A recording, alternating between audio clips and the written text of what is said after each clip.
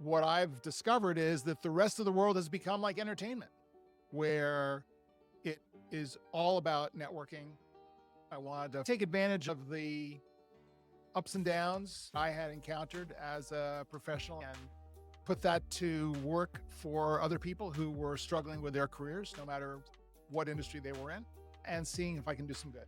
We should never be supplicants pleading for a job, hoping the corporate cash machine to benefit us. Resumes are, I'm sorry to say, useless. It really is about having a really clear and definitive. Welcome, everybody. I'm John Tarnoff. I'm a executive and career transition coach based in Los Angeles. I've been doing this for about a dozen years. I come out of a corporate career where I was a film studio executive and film producer here in LA, working in the Hollywood industry, and decided coming out of my last corporate job that I wanted to do something different. I wanted to take advantage of the ups and downs I had encountered as a professional and put that to work for other people who were struggling with their careers, no matter what industry they were in, and seeing if I can do some good. I use a lot of entertainment industry metaphors when I'm giving career advice, and I'm usually talking to young tech professionals that are just out of college, telling about my story. One of my favorite stories from the entertainment industry is the story of Good Will Hunting. There's this interview series filmed in black and white a long time ago. Matt Damon was being interviewed in it, and he was talking about how Good Will Hunting came from the frustration that him and Ben Affleck had of trying to land their first role. They were always so close to getting the role, and so eventually they decided to write their own movie and then sell the movie.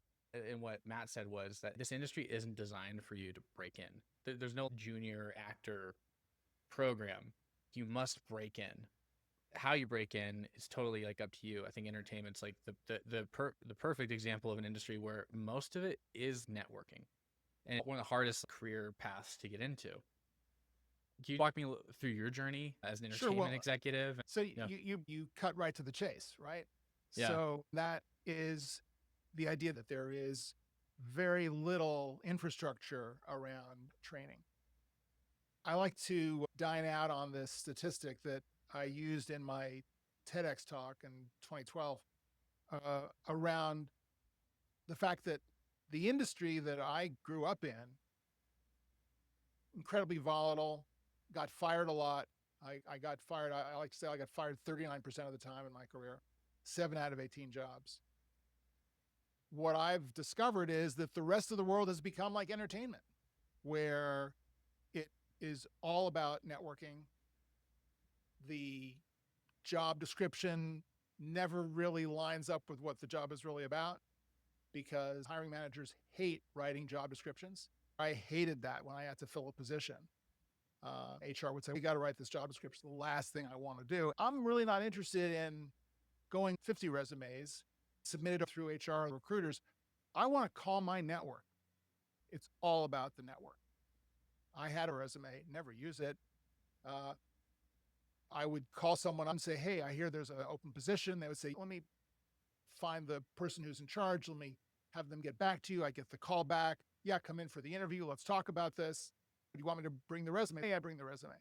And then the resume would get tossed into a box somewhere, put into a file. And that's the way it works today, right?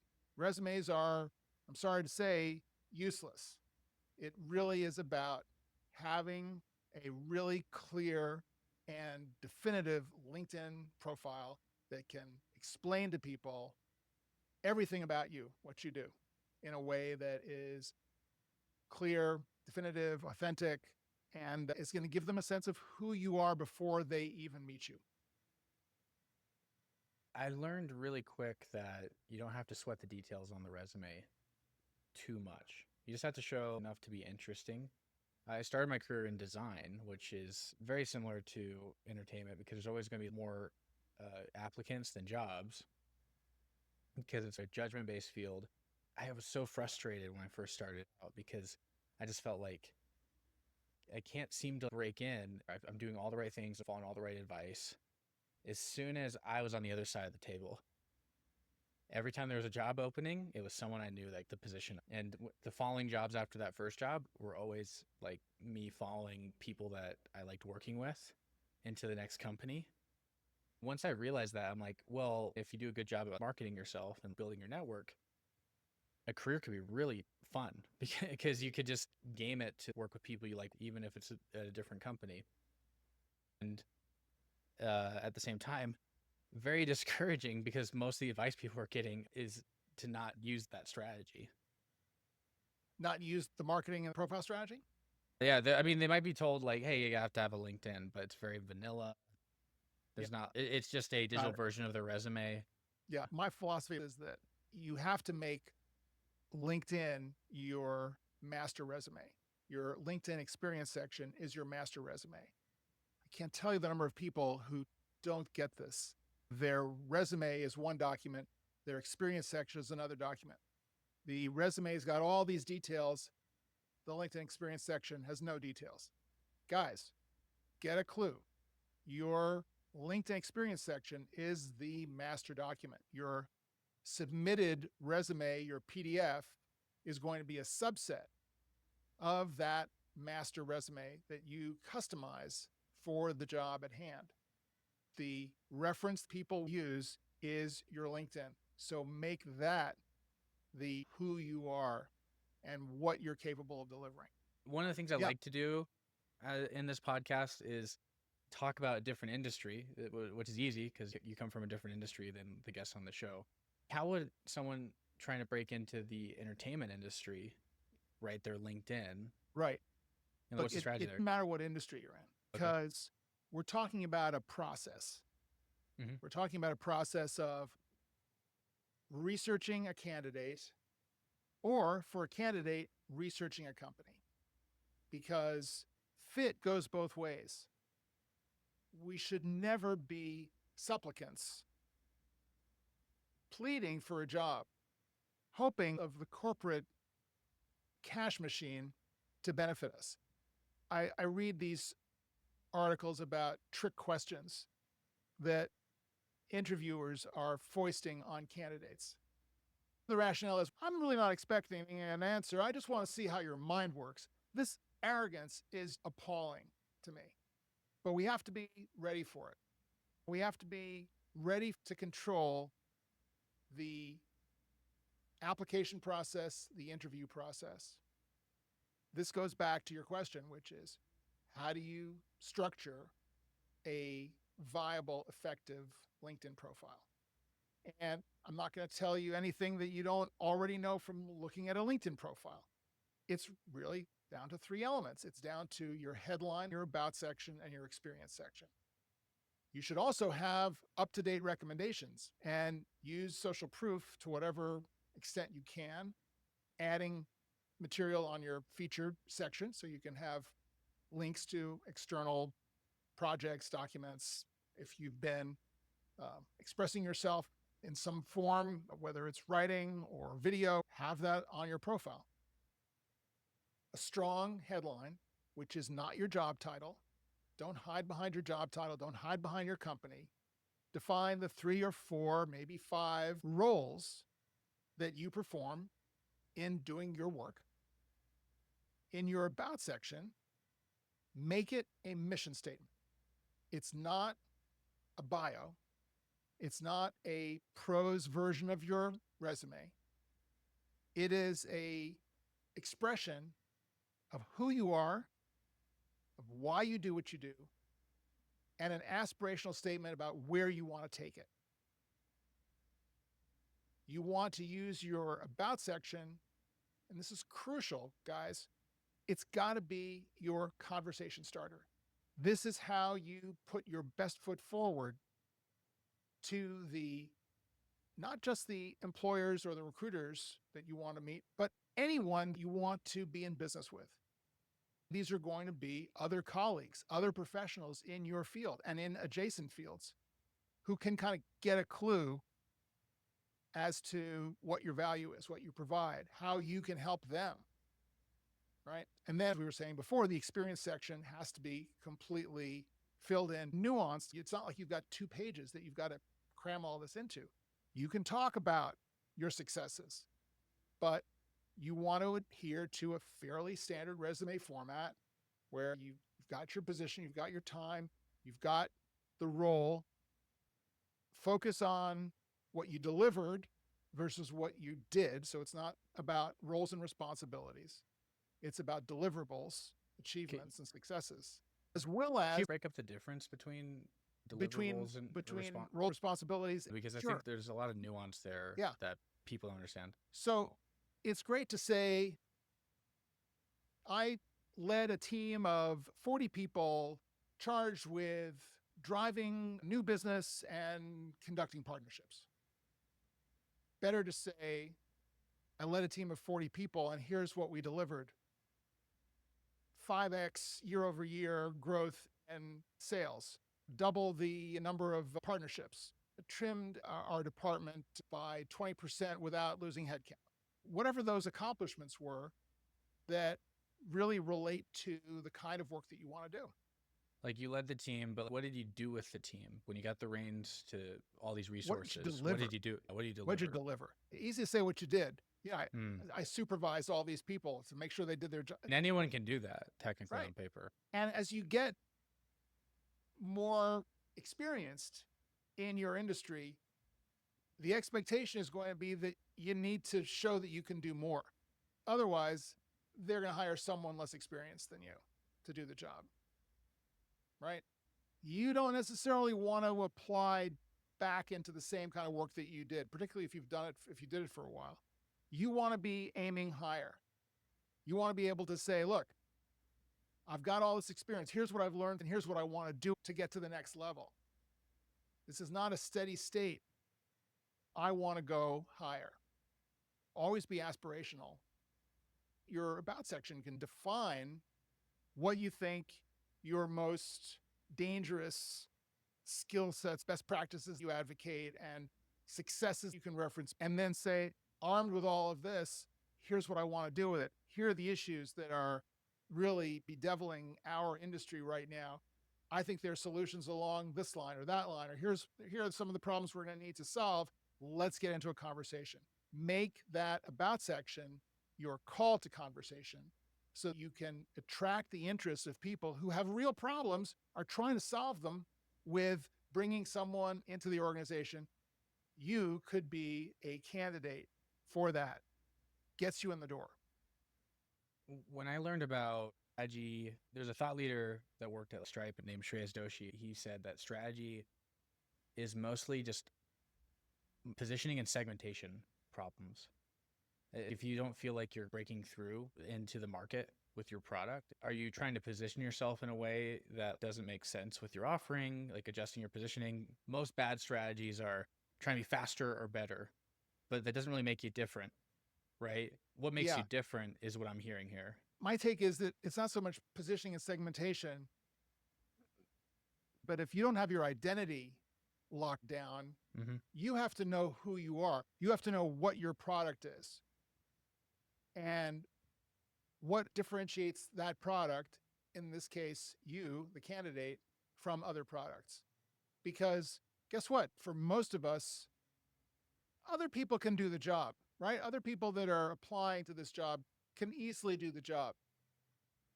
What's the difference? The difference is the nuance. It's your take on what you do. That's why I say the about section needs to be about who you are, why you do what you do. Motivation and values are really important. It's a context that a manager needs to understand to figure out whether you belong on that team.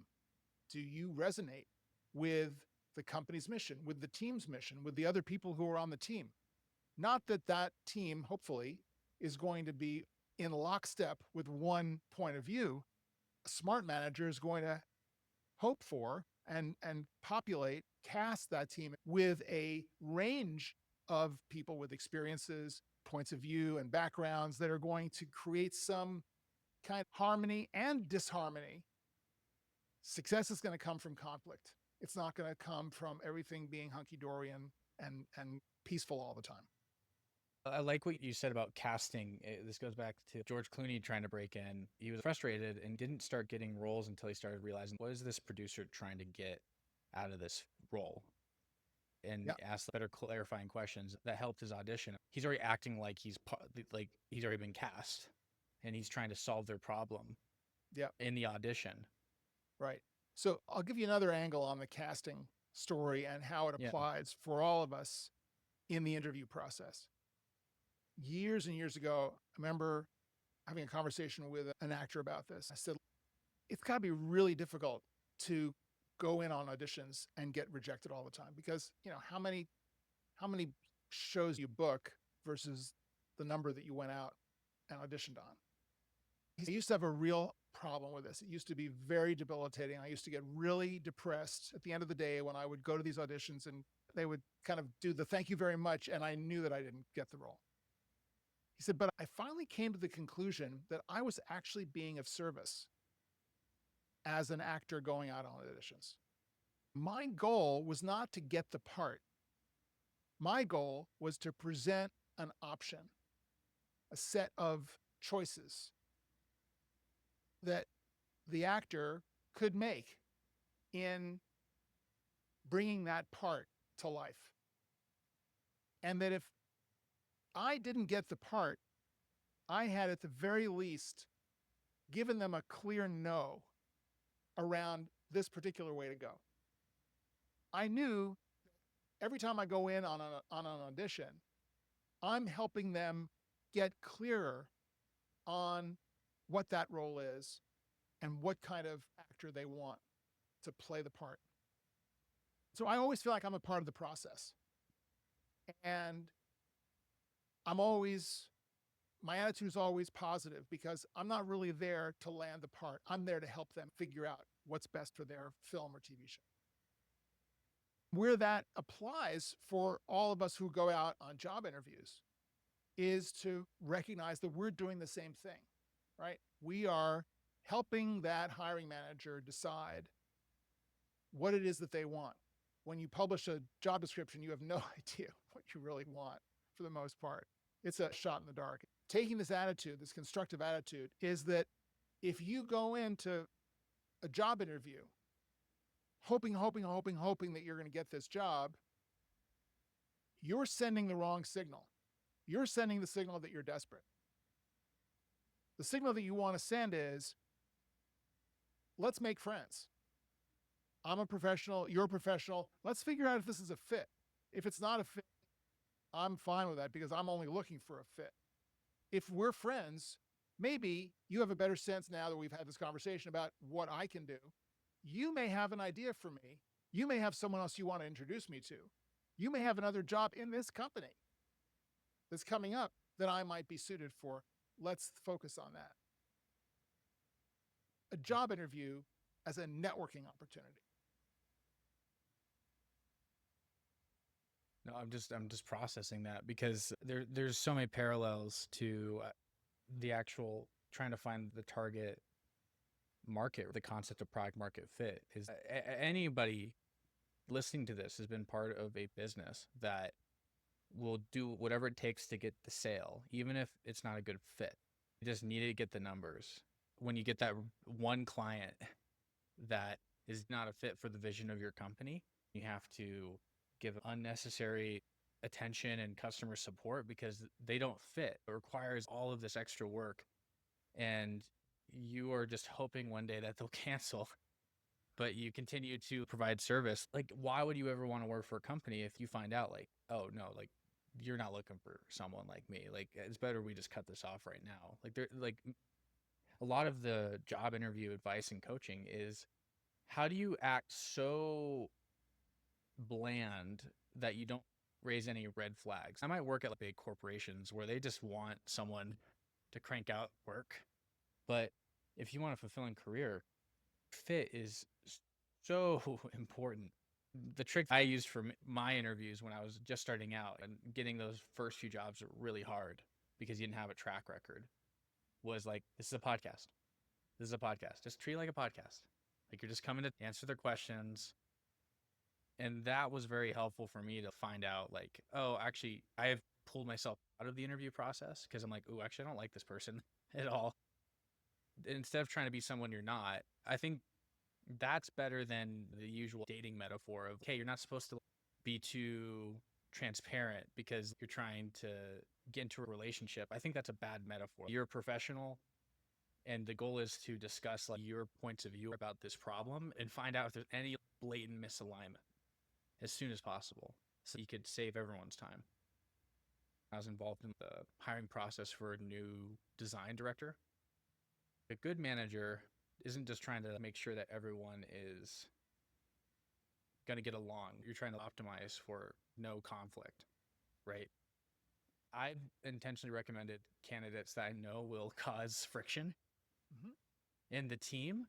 When people say two actors have really good chemistry, it shows that it's an authentic relationship on camera. Is there any heuristics or rules of thumb in the entertainment industry when casting for chemistry to create a potential conflict if there's a need for drama in the script that could serve as a metaphor? I think in entertainment, it is entirely um, instinctual and Mhm. subjective and artistic. It's taste. It really is. It really is taste. It's point of view. I think that putting on my producer hat, you have a perspective that the actor doesn't have coming into that audition. Even if they've read the script, they may not have the perspective that the filmmakers have about what the point of view is going forward. This also applies in a corporate setting as well. The requirements of that job, where that job fits into the overall direction of the company, the division, the department, that might not be something that is apparent to the candidate in the interview. I think it's important for the candidate to do as much research as possible so that they can get some sense of this. As you were saying in the Clooney example, interview the interviewer around some of these questions because those answers are going to inform how you relate your experience to the job at hand. One of the things that is really important about the good LinkedIn profile is that it can serve as the agenda for your job interview. If you have a really clear sense of the roles you do, if you represent yourself properly with your about section mission statement, if your experience section highlights some of those strategic accomplishments and reasons why you were successful, then you have all of the ammunition you need in that job interview to answer 90% of the questions that are, and you also have an obligation to push back on questions that don't allow you to express who you are and what your value is going to be in that job. All of the trick questions that are designed to trip you up are ego mind games, power games from inexperienced and clueless managers, recruiters, or interviewers who really should be looking to understand who you are and get you to be at your best. Because if they can get you to be at your best in the job interview, just imagine how well you can perform on the job. So be strong in that interview. Don't let yourself be intimidated, but have the backup, have the agenda that you want to talk about, and start off by saying, based on what I've done, where I think I can be um, significantly impactful on this job is in this area because I have a background in this area. I've also done some research about your company, and I see that this fits into an overall initiative that you have been working on that could lead in this direction. That's also an area where my background comes into play. So I feel, and please correct me if I'm wrong, I have a kind of a kinship, an understanding of where you're going, and it maps to areas where I'm really passionate about in the work that I want to do, right? So I'm just kind of role playing that kind of dialogue to hopefully give people a sense of how empowered they can be in this interview process and not cower in the face of irrational power games often foisted upon us in the job interview. I'm going to play devil's advocate a little bit because 100% aligned. Like having your LinkedIn, giving them a chance to actually consume before you start talking is important. And I think it's a great mental reframing from that actor of saying, hey, I'm part of the process. But providing free consulting, job interview after job interview, like you in a bad market, or you can't seem to be like landing a job and you're being authentic, you start wondering, am I going to find a fit anywhere? Is my perspective a good fit in this industry or market? How do you manage your energy? Here's my question back to you. Yeah. You're in a situation where you're applying to jobs, maybe you're getting ghosted on 50% of them, maybe more. Yeah. Then on the ones you get in, you're not making it happen, right? My question is, where are you coming up with those jobs in the first place? Are you just scanning the job boards for jobs that you can do and applying? Or are you networking your way to people with whom you resonate, with whom you can build a real relationship, and who can refer you to other people who resonate with your point of view, who see the world the way you see it? That's where you want to focus to find the work that you want to do, because that's going to put you into a situation where you've got the bases covered going in. Now it's just a question of, are you the right person for that particular position? If you're not, those people are going to be inclined to help you regardless because you're part of the tribe. My biggest career opportunities were commenting on people's posts, asking good questions, providing good dialogue, which led to DMs, which led to conversations and coffee chats. And then this podcast is mostly, hey, I drive most of the traffic to my LinkedIn using this platform for people to find me. And then if they want to learn more about me, that's where the LinkedIn profile comes in. There's more work to be done, but it's not just having a good LinkedIn. You're talking about thought leadership. And I see this process as a 3-element process. It starts with your LinkedIn profile, not LinkedIn as a resume, but LinkedIn as a landing page, a career marketing hub for establish what I call your superpower, which is that particular combination of skills, abilities, experiences, preferences, values that define your work. Once you have that articulated properly on LinkedIn, it gives you the opportunity to mine the second element, which is building a community, not just a network, but a community, a subset of that network resonates with your POV and can then spread the word, connect you to more people. But the third element, the thought leadership element, is really important. It's the binder that brings all of this together. You have to continually engage and build your reputation as a professional in your field, whether it's through the work we're doing on this podcast or through commenting, engaging with people on LinkedIn or other social platforms that are appropriate to your business, getting out in the community, mentoring, teaching, attending conferences, organizing events, being a leader, getting involved in the issues affecting your industry and the future. Those may not be directly related to your job, but they are related to your career future because that reputation will precede you into every room. And you get to a certain point where you got enough of a track record, you've got enough of a footprint where you'll walk into an office and someone will say, I saw that piece you wrote a couple of months ago. That was really insightful. Or I saw you on this podcast. Or I understand you're doing adjunct teaching work. Tell me about that. What do you teach these kids in these classes? as a subject matter expert in your field. That's where you want to go. That's really the aspirational level that you want to go to, because then I really believe if you are operating on this flywheel of superpower, community, and thought leadership, you're never going to have to look for a job again. 100% agree. It's funny when you mentioned coworkers mentioning your work online. This current position I have was the first time that the CEO, like I was like in a meeting with the CEO just talking about something else. Like it was not about my podcast.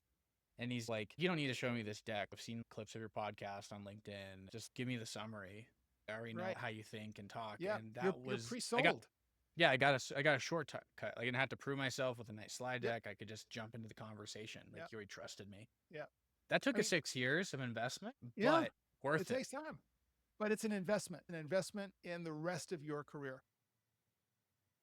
Yeah. And that might sound pretty scary to, I'd imagine, to your clients, where the thought leadership is like the black belt Right. level career management. What like mental, like limiting beliefs do you usually come across as you're trying to get them to comment on other people's posts, which is tough as it is to say something useful? Yep. I mean, the question is, what am I going to say? Why would anyone take me seriously? Yeah. First of all, no one becomes a black belt overnight, right? None of us are Neo waking up from the I know Kung Fu. programming and going, I know Kung Fu, right? It takes time and you have to start someplace. What I do in working with clients is say, okay, what are 1, 2, or 3 topics you're interested in that relate to your field? It may be directly relating to the kind of work you do. It may relate to your industry. It may relate to something adjacent. I was working with a senior level enterprise software sales guy, and he had 2 young teenagers, and he was very concerned about the future of the environment. He wanted to talk about environmental issues and sustainability as a way of kind of keeping his oar in on his kids and really kind of taking a position that was not directly related to his job, but it was related to his persona and his values. And he said, is that kind of too much? I mean, should I avoid that? Should I just stick to talking about sales, market evolution, and software platforms? And I said, I actually think it would be a good idea for you to incorporate that into your thought leadership, because it allows people to get into a different conversation with you. If you subscribe to the idea that you want to work with people with whom you have a sense of respect around their points of view and who they are as a whole human, as opposed to just narrowly focused on getting work done in this What do you do? You want to be working with real people. So be a real person. Don't be hysterical about it. Don't be so controversial that you alienate people, right? You want to get into reasonable conversations with people with different points of view. You want to be able to engage constructively around these issues, whether they are related to your job or not. You want to be positive about this. You don't want to go in there and just slam people for being idiots. You want to say, hey, I see what's going on here. I would like to suggest something constructive. So there are ways of doing this where you can feel secure in engaging in media, but at the same time, being authentic, having a point of view, and over time, getting more comfortable with the process, reading more, viewing more, doing more research, having more things to talk about that you feel you're grounded in. And over time, you can become something of an expert in some of these areas. Yeah, Russell Brunson talks about the framework that he coaches people on. Be a journalist first. The best nonfiction books like Adam Grant, Malcolm Gladwell, they're telling a story that ties into a principle they want to talk about. They make it interesting through the storytelling and help tie the connections to a principle about interpersonal relationships, give and take. Yeah. And and that's like a perfect example. That's like what's gotten me through coming out of college with like really no experience. Like really, I shouldn't be saying anything. Like I shouldn't have a point of view, right? That's what I've been told. And just saying, well, I'm learning about this topic. Right. I want to be the best at this topic. And slowly I've gotten the right to have an opinion about it through being a journalist. I would say that learning, um, being a journalist, being a researcher is an attitude that you want to have through your entire career. You never want to stop having a beginner's mind, asking questions, being curious, learning new things, questioning what's come before. Not that you're discarding it, but you're questioning it. You want to be able to understand how things are evolving. You want to acquire new ideas, new skills, new points of view. And that has to continue for your entire life. We are no longer in a society where you can dine out on a credential that you earned in school 10, 20, 30 years ago. It's ridiculous, right? Mm-hmm. You have to earn it every single day. This is going to be a big logical leap, but I feel like there's a connection here. Pre-internet credentials meant something because there was no way to background check someone. For hiring, you had to choose where your hiring pools were.